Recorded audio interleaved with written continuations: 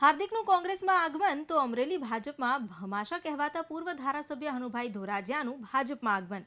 બંને પાટીદાર નેતાઓના બંને પક્ષમાં આગમનથી અમરેલીમાં શું અસર જોવા મળશે તે જાણવાનો અમારા સંવાદદાતાએ પ્રયાસ કર્યો। અમારા સંવાદદાતા પહોંચ્યા અમરેલી જિલ્લાના સહકારી આગેવાનો પાસે।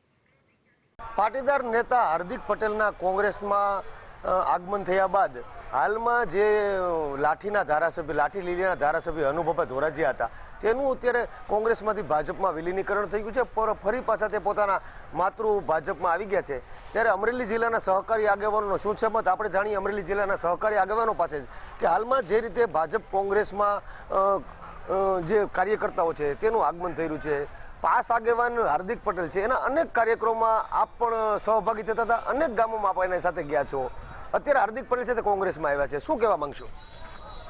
હાર્દિક પટેલના કાર્યક્રમોમાં સાથે જવાની કે ભાગ લેવાની મારી વાત છે ત્યાં સુધી હું એક કોંગ્રેસ પક્ષનો જવાબદાર તાલુકા સમિતિનો પ્રમુખ હતો, એટલે પાર્ટીના ઉપરના વ્યૂહ મુજબ મારે એમાં ભાગ લેવા હું ગયેલો।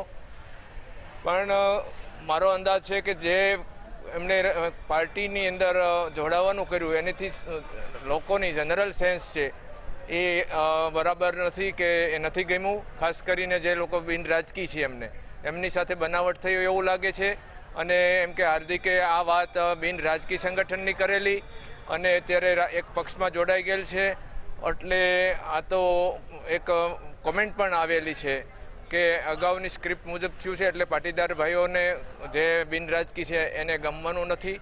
અને ફરતી ફરતી વાતો હાર્દિકે અવારનવાર કરી છે। એમણે જાહેર કરેલું એબીપીમાં જ અસ્મિતાના સ્ટુડિયોમાં જ કે કોઈ 10% અનામત આપી દેશે તો હું આ બધું બંધ કરી દઈશ ને એની સાથે જોડાઈ જાય, એ વાત તો છે। અગાઉ એવું કીધેલું કે મારે ચૂંટણી લડવી નથી, હું તો ખાલી ઠાકરે થઈને દાદાગીરી કરવા માગું છું, તો હવે ચૂંટણી માટે પણ નામ આવે છે। અને ઠાકરે થવાની વાત ત્યારે ઠીક છે, વ્યૂહ પક્ષના વ્યૂહની રીતે બધું બરાબર હતું, પણ પાટીદારમાં કોઈ ઠાકરે થાય એ પાટીદાર સહન કરે અથવા એને આવકારે એવો નબળો પાટીદાર વર્ગ નથી, એવો હાર્દિક અહીંથી નોંધી લે। છોટે સરદાર તરીકે અત્યારે ઓળખાય છે હાર્દિક, શું કહેશો? આ બધા ભાવાત્મક ઉભરા હોય છે, સરદારનું એક પણ લક્ષણ ન હોય એવા અનેક લોકોને ગુજરાતમાં આ ફેશન છે ઘણા વર્ષોથી। 5-50 માણસો ભેગા કરી દે એવા ઘણા લોકોને છોટે સરદાર કીધેલા છે, એના બધાના હું નામ નહીં આપું, પણ એ સમજ્યા વગરની વાત છે અને એક ભાવાત્મક રીતે એક ઉભરામાં પ્રેરાઈને થયેલી વાત છે। બાકી છોટે સરદાર કોઈ થઈ શકે નહીં, અને જેમણે સમાજના જ ઉમેદવારો પાસેથી સમાજની ચૂંટણી કરવાના જે અનેક રૂપિયા લીધા હોય છે 17ની ચૂંટણીમાં, એ છોટે સરદાર ન થઈ શકે, એના માટે મણિબેન જેવી દીકરી એનો પુરાવો આપે એવા સરદાર થઈ શકે। અચ્છા, હાર્દિક છોટે સરદાર નથી, પણ હાર્દિકનું અત્યારે કોંગ્રેસમાં આગમન થયું છે, 2019ની ચૂંટણી આવી રહી છે, કેવું ભાજપ માટે કેવું થશે અને કોંગ્રેસ માટે કેવા?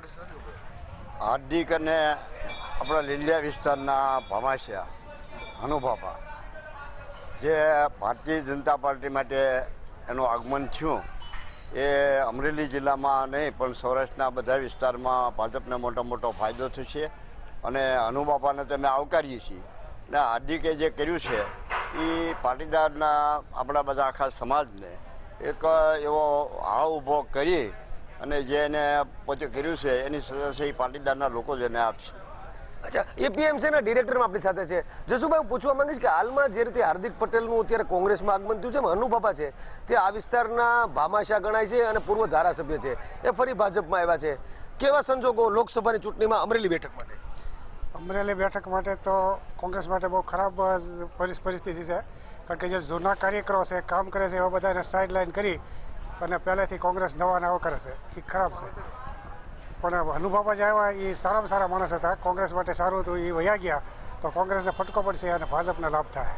ભાજપને લાભ થશે ને કોંગ્રેસને ફટકો પડશે। આપણી સાથે બીજા પણ એક સહકારી સમાજના આગેવાન છે, હું તમને પૂછવા માંગી કે હાર્દિક પટેલનું જે અત્યારે આગમન થયું છે, આ આગમનને લઈ અને પાટીદાર સમાજ છે એ શું કરશે? તમે પણ પાટીદાર છો। પાટીદાર સમાજ એને નુકસાન થાય, કોંગ્રેસને નુકસાન થાય। કઈ રીતે નુકસાન થશે? નુકસાન જ થાય ને કોંગ્રેસને। હવે એને પહેલાં વાત કરી હતી હું અનામત માટે લડું છું, એટલે અનામતમાંથી લડતા નથી કાંઈ, અને રાજકારણમાં આવી ગયા એને નુકસાન થાય ને અનામતમાં રાજકારણ રમે છે। હાલમાં જે રીતે હાર્દિક પટેલ છે તેનું અત્યારે કોંગ્રેસમાં આગમન થયું છે, અનુભાભા છે તેનું અત્યારે ભાજપમાં જવાનું થયું છે, આખા અમરેલી બેઠક છે તેના પણ શું સમીકરણો થશે ને જે લોકસભાની ચૂંટણી છે તેમાં શું ફેરફાર થશે? હાર્દિક પટેલના કોંગ્રેસમાં જવાથી આખો પાટીદાર સમાજ કોંગ્રેસમાં જાય એવું ન બને। હાર્દિક 14 યુવાનોનો હત્યારો છે, નિર્દોષ યુવાનોને એણે ગેરમાર્ગે દોરીને હત્યા કરાવી છે. એટલે એનો જવાબ એને સમાજની આગળ આપવો જોઈએ. બીજું કે અનામત આંદોલન જ્યારે શરૂ કર્યું ત્યારે એ બોલ્યો હતો કે હું પાટીદારના પેટનો હોય નહીં હો તોય કે હું રાજકારણમાં જોડાય, તો આજે એનો DNA ટેસ્ટ કરાવે કે પોતે પાટીદારનો દીકરો છે કે બીજો કોઈ. બીજું અનુભવવાનું જ્યાં સુધી અમરેલી જિલ્લામાં છે તો એ એક અમરેલી જિલ્લાના દાનવીર કર્ણ તરીકે ઓળખાય છે, ભામાશા. તો ચોક્કસપણે ભામાશા જ્યારે ભાજપમાં જોડાતા હોય તો એ કોંગ્રેસને મોટી નુકસાની છે.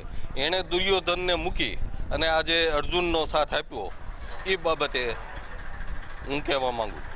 અચ્છા, હાલમાં જે રીતે ભાભાના કારણે અત્યારે કોંગ્રેસ છે તે અમરેલી જિલ્લામાં નબળી પડી છે, આપ શું માનો છો? 5 બેઠક છે તે અત્યારે કોંગ્રેસ પાસે છે, શું થશે આગામી લોકસભામાં? આગામી લોકસભામાં એવું છે કે 5 બેઠક ભલે કોંગ્રેસમાં આવે પણ ભાજપની જીત અચૂક થાય. કારણ કે હાર્દિકે પાટીદાર સાથે દગો કર્યો છે. કારણ કે એણે એમ કીધું તો અનામત માગવા ટાણે કે હું ચૂંટણી કોઈ દિવસ લડીશ નહીં અને મારે તો અનામતનો પ્રશ્ન છે. તો અત્યારે કોંગ્રેસમાં ભળી ગયા, ઓલા સૌદને શહીદ કર્યા, તો એનો પ્રશ્ન મેલી અને બસ એને ભાજપમાં ભળી ગયા અને એણે કીધું કે મારે આ રીતે ચૂંટણી હવે લડવાની છે અને હું કોંગ્રેસમાં ભળી ગયો છું. તો પાટીદારો માટે એણે અન્યાય કર્યો છે. પાટીદારો સાથે અન્યાય કર્યો છે. હાર્દિક પટેલે જે અત્યારે 14 જે પાટીદાર યુવાનો શહીદ થયા છે તેને હત્યારો પણ ગણાવ્યો છે ને કોંગ્રેસમાં આવ્યો છે, આપ શું માનો છો? હત્યારો ગણાવ્યો છે તો વાત સાચી છે. એણે એમ કીધું હતું કે સૌદે જે લોકોને મારી નાખવામાં આવ્યા છે કે જે તે રીતે મર્યા છે એને હું ન્યાય અપાવ્યા વગર કોઈ પણ પક્ષમાં જોડાઈશ નહીં અને હું બિનરાજકીય છું. આજે તો આ રાજકીય બાબત છે એટલે આખા સમાજને ધોકો આપી અને પોતે પોતાનો સ્વાર્થ સાધ્યો છે, બીજું આમાં કાંઈ છે નહીં. હાર્દિક પટેલે પોતાનો સ્વાર્થ સાધ્યો છે. ત્યારે હાલમાં વિપક્ષના નેતાનો ગઢ આખો અમરેલી ગણાય છે. 5 બેઠક વિપક્ષના નેતા પાસે છે. આજે જે સમીકરણો લોકસભાની ચૂંટણી છે, શું માનો છો? આપ પણ કોંગ્રેસમાં હતા પરંતુ હાલમાં આપણે સસ્પેન્ડ કર્યા છે, હવે આપ શું માનો છો કે અનુબાબાના આવવાથી ભાજપને ફાયદો થશે? કોંગ્રેસને 5 બેઠક છે, કોંગ્રેસને શું ફાયદો થશે? બહુ સ્પષ્ટ માને છે બધા કે 1917ની જે પરિસ્થિતિ હતી એ વાત અમરેલી જિલ્લામાંથી બદલાઈ ગઈ છે અને એના ઘણા કારણો છે. પણ ખેડૂતોમાં બીજામાં પણ સમજાણું છે કે આ વાત છે એ એક પ્રકારના આપણે ભાવાત્મક રીતે અને દેવા નાબૂદીના લાલચમાં અને ઘણા લોકોએ પછી 2.5 વર્ષમાં ધારાસભ્યોની નિષ્ફળતા, નબળી કામગીરી જોઈ છે અને એને લીધે ઘણો મોટી અસર થવાની છે. આવું મેં હિન્દ ચેનલમાં પણ કીધું છે. અને જ્યાં સુધી ફંડિંગવાળા દાતાઓ છે એની ઉપર પણ અસર જોવા મળે છે. ખેડૂતો જેમ એમ કહે છે કે ભાઈ મારે આ વખતે કાંઈ બીજા પ્રશ્નો અમારા ઘણા છે, પાક વીમાના, દેવા નાબૂદીના, ભાવના, પણ જ્યારે દેશને આટલી મોટી મજબૂત અને પરાક્રમી નાયકની જરૂર છે ત્યારે અમે અમારા પ્રશ્નો ભૂલીને લોકસભામાં ધારાસભાના માર્ગે નથી જવાના. ફંડિંગવાળા શ્રીમંતો પણ એમ કહે છે કે અમને એવું લાગે છે અત્યારે અમારે કોંગ્રેસ પક્ષ માટે કોઈ ઉમેદવારને ફંડિંગ કરવું તો ત્રાસવાદ વિરોધી લડાઈ લડતા આગેવાનને નબળો પાડવો અથવા ત્રાસવાદીઓને ઇનડાયરેક્ટ મદદ કરવા જેવી વાત છે.